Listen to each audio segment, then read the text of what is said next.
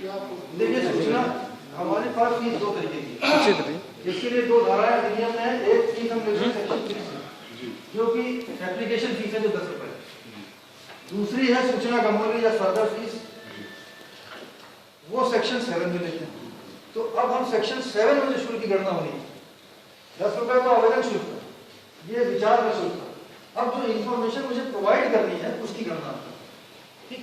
अब ये नियम संख्या 5(2) है, इसमें देखिएगा, इसमें प्रारूप 6 पर हम शुल्क की गणना केंद्र की सूचित करेंगे। जरा प्रारूप 6 दिखा दीजिए। ये प्रारूप 6 पर हम शुल्क की गणना करके उनको बताएंगे। बैक करिए, जरा ऊपर नियम दिखा दीजिए 5(2). देखिए ये जो 2006 में प्राविधान थे उसमें कोई परिवर्तन नहीं किया गया। जो शुल्क 2006 में निर्धारित था, जो नियमावली अब अवक्रमित कर दी गई है, नियमावली के बाद दोनों अवक्रमित होगी, अब यही है हूबहू वही का वही शुल्क वही है।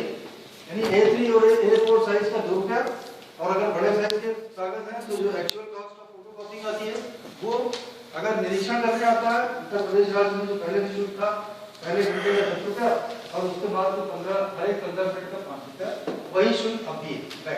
इसी तरह क्रिएटेड और प्रॉफिट बढ़ रहा है नहीं, ये this is not creation of information, this is creation of copy. ठीक, आगे चलिए। कलर्ड पेपर्स हैं और कलर्ड पेपर्स की कलर अगर कॉपी मांगता है तो नहीं, आप कलर्ड पेपर की कॉपी की व्यवस्था नहीं, आपको 2 ही रुपए आप ले सकते हैं, आप उससे ज्यादा करना चाहें आपकी मर्जी है, आप 2 रुपए से ज्यादा चार्ज नहीं कर सकते। ये 3 और 4 साइज का पेपर, A4 साइज का पेपर नहीं, मैं कह रहा हूँ कि you cannot ask more than ₹2 per page। तो ब्लैक एंड व्हाइट अगर कलर दिए तो उसकी ब्लैक एंड व्हाइट कॉपी दी जाएगी। नहीं, मैं ये नहीं कह रहा, मैं ये कह रहा हूँ कि अगर आपके पास व्यवस्था ही कलर की है जैसे आपने कहा, but you cannot charge more than ₹2 पर पेज। लेखों में जो पेपर्स हैं वो कलर्ड, तो कॉपी तो ब्लैक एंड व्हाइट होगी, कॉपी ब्लैक एंड व्हाइट। अच्छा आगे चलिए। बीपीएल कैटेगरी को कोई शुल्क नहीं, अधिनियम में नियमावली इज टाइड टू द अधिनियम। नियमावली जो है इनेबलिंग एक्ट के बिना नहीं है, नियमावली को अपने आप में कुछ नहीं है, अधिनियम के बिना आप नियमावली को अलग से अध्ययन नहीं करेंगे। जब हम उत्तर प्रदेश सूचना का अधिकार नियमावली 2015 का अध्ययन कर रहे हैं तो इसके साथ उत्तर प्रदेश सूचना का अधिकार अधिनियम 2005 से अलग करके नहीं चलेंगे। This is delegated legislation, delegated legislation shall be read with the enabling act. ठीक है, उसके साथ ही पढ़ेंगे। अगर कोई प्रावधान इसमें नहीं लिखा है और अधिनियम में लिखा है तो है अधिनियम में कह दिया गया है कि बीपीएल श्रेणी से किसी प्रकार का शुल्क नहीं देगा। आगे चलिए। अधिनियम की धारा 6(3) कौन से प्रारूप मैंडेटरी है, कौन से मैंडेटरी नहीं? देखिए, एक केवल आप प्रारूप 2 जो है उसको छोड़ के बाकी सब मैंडेटरी। प्रारूप 2 जिसमें आवेदक से हमने जो एप्लीकेशन फॉर्म बनाया है that is not mandatory, all other formats are mandatory. अब उसी पे काम होगा।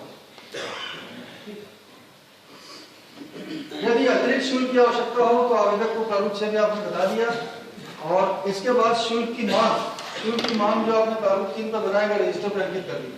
हर एक्टिविटी रजिस्टर में अंकित हो रही है, आपने शुल्क बताया, रजिस्टर में अंकित कर दिया, तो इस डेट को शुल्क बता दीजिए।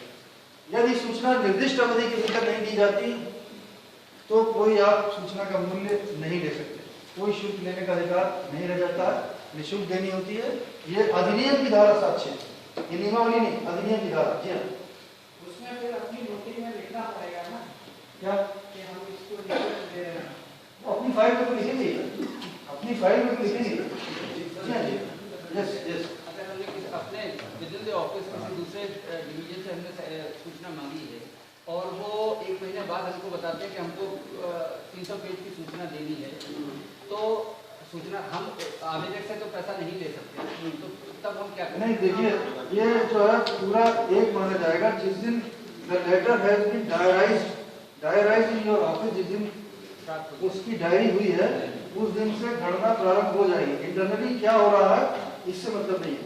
सर जिसने आपको रजिस्ट्री या रिसीव करा है, आप जैसे बात करते हैं नहीं, वो उसका प्रूफ चाहिए ना, दिस इज लॉ, हर चीज का एविडेंस होना चाहिए। एविडेंस जो है आयोग जो है डायरी का एविडेंस मानता है।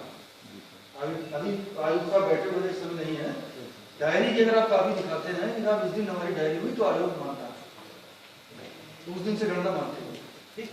अब यदि सूचना विनिर्दिष्ट, ये बात हो गई, एक ही आवेदन शुल्क में पुनः अतिरिक्त सूचना नहीं मांगी जा सकती। वो कहते हैं हमने इतने जमा कर दिए थे, ये पैसे हमने ज्यादा जमा कर दिए थे, तो साहब इतना और दे दीजिए। सर अब जैसे फर्स्ट सेक्टर अथॉरिटी ने दिया, कोई नहीं दे पाया information, sir first sector authority ने दिया, हाँ तो और मान लीजिए कि उसने हमको 500 रुपये एडवांस जमा कर दिया, ठीक है सर, और वो सूचना होती है 500 रुपये, ठीक है। तो वो फर्स्ट सेक्टर अथॉरिटी ने दिया, तो उसको 500 रुपये खत्म मान लिया जाएगा कि उसका बैलेंस माना जाएगा? नहीं नहीं, अगर सूचना आपने जो दी वो 400 रुपये की थी और वो बचे हुए हैं, नहीं रिफंड होना नहीं। बात